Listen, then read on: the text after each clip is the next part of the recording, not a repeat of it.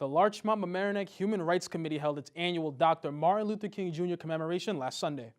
Reporter Lindsley Barrios brings us the highlights.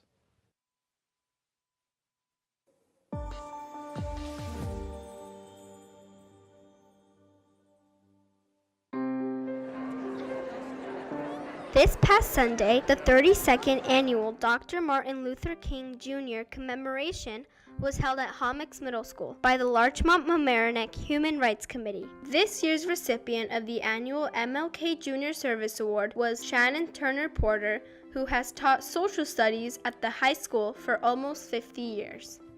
This has been an amazing journey. I grew up in the segregated South, Warrenton, North Carolina, a farm girl who attended a 2-schoolroom house, no electricity until I was in the 8th grade. I really began my involvement with civil rights under my uncle, Ernest Turner, who was the head of the civil rights movement in my town. So as a high school student, I got very involved in the struggle. And my family was very, very involved, and so it was instilled in me at a very early age. I just remember quickly one thing that happened. We were demonstrating in front of a drugstore because you could go in, buy ice cream, but blacks could not sit at the table. And we decided to demonstrate in front of that store.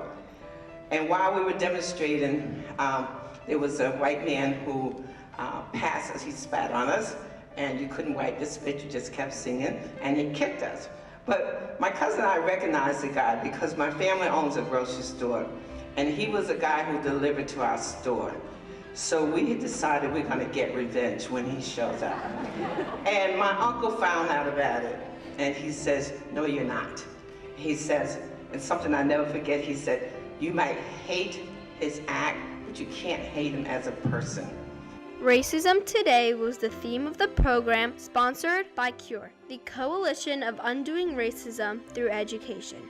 David Biewen, host of the podcast Seen on the Radio, was joined by journalist and Rutgers University professor Dr. Chenjerai Kumanyika. And you know, one of the things I do, and this is controversial, is I often say that I feel like my ancestors have survived and built what they built in this country despite America, not because of it. Because America has a really interesting habit of fighting. When I say America, I'm talking about the dominant institutions in America, right? Law enforcement, government, education, against someone like Martin Luther King. And then later, after he's killed, then embracing him on a stamp as an American story, right?